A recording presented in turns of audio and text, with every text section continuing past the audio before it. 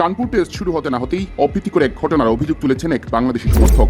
বাংলাদেশ থেকে খেলা দেখতে যাওয়া টাইগার সমর্থক রবির ওপর নাকি আক্রমণ করেছেন ভারতের কয়েকজন উগ্র সমর্থক। রবির দাবি অনুযায়ী তাতে তিনি আহত হয়ে পড়েন। এরপর তাকে চিকিৎসা সেবা দিয়েছে স্থানীয় প্রশাসন ও স্টেডিয়াম কর্তৃপক্ষ।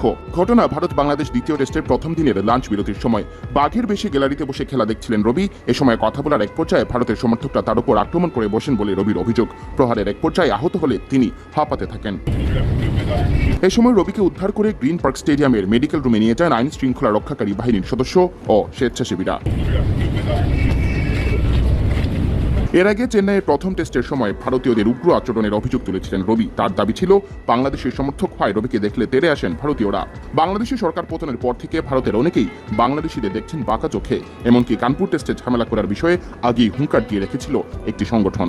বাংলাদেশবাসী আল্লাহর কাছে দোয়া করেন জানো এই জয়টা নিয়ে ফিরতে পারলে আমার কোনো দুঃখ কষ্ট থাকবে না। মায়ের খেলেও কোনো দুঃখ থাকবে না। দেশ জিতলে অনেকটা ভালো, এর ভিতরে ময়রাও গেলে কোনো দুঃখ নাই। দেশের জয় চাই। সর্বকালের সেরা টিম করেছে, কিন্তু ওরা বাংলাদেশে ভয় পায়।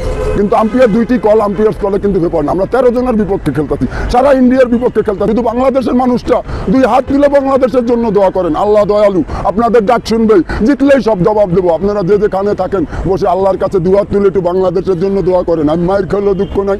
ওরা বলেছিল বাংলাদেশের ফ্ল্যাগ ইন্ডিয়ার মাটি তুলে, আমি জীবন বাজি রেখেও কিন্তু চলে এসেছি।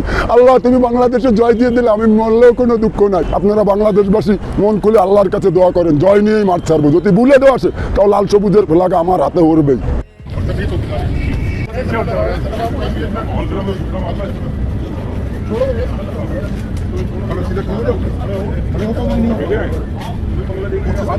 अरे तुम आगे बैठो ना।